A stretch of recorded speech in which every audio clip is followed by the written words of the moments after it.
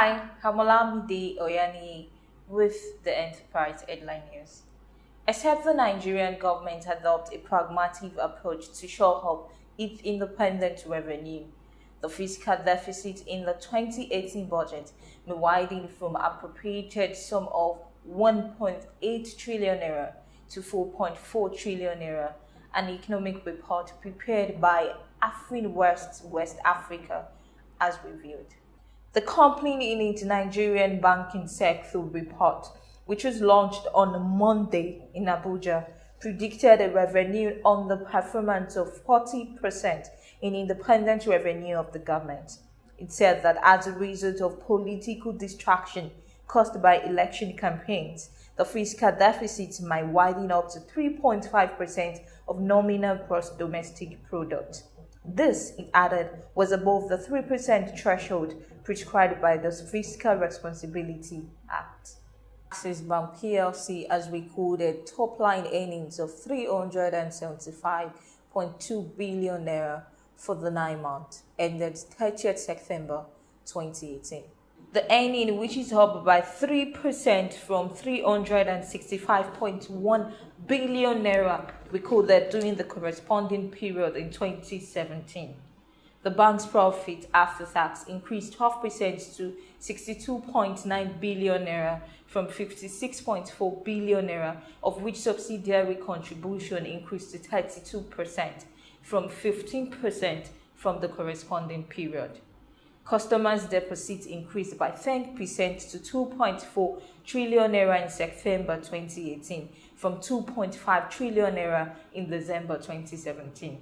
Commenting on the result, Group Managing Director CEO Herbert Wigwe said, "The capital and liquidity position remain adequately above regulatory levels." Wigwe said the bank remains committed to the cost containment plan as it strives to balance operational efficiency with earning growth in a constrained environment. In Africa, the global policy tightening cycle could cause significant challenges for Ghana after the nation caused its key lending rate to 4-year low, Central Bank Governor Ernest Addison said. Ghana's Monetary Policy Committee reduced its policy rate by 900 basis points in the past 2 years, with the most recent move in May after inflation slowed to the lowest rate in at least 5 years. While price growth has since picked up, it remained inside the authority's 6% to 10% target band. Addison is not sure the U.S. Federal Reserve is paying enough attention to the effect of the policy moves on economies such as Ghana, Addison said in an interview with Bloomberg TV on Tuesday. While the West African nation inflation expectations are well anchored, rising oil prices and a weakening cedi pose to threat to the outlook, he said. Airtel Kenya and Telcom Kenya have hiked the data and SMS tariff by 30 cents and 10 cents respectively.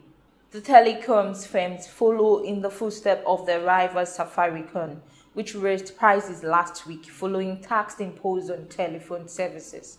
The recently passed Finance Act 2018 increased excise duty on mobile services to 15% from 10%, while introducing a 15% levy on internet services.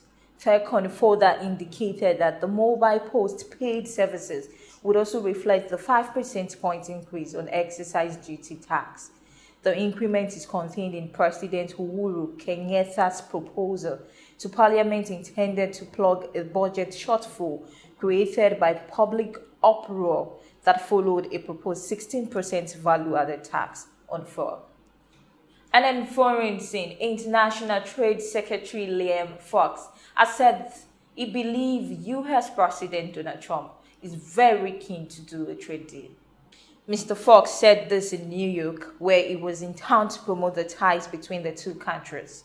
His comments, which come just days after the Trump administration told Congress it planned to start formal talks with the UK after it leaves the European Union.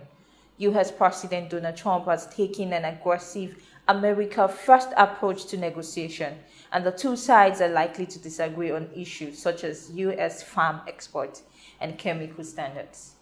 Moving down to sports, Divock Origi is said to be offered a route out of Liverpool by Turkish giant Besiktas, according to Fanatic.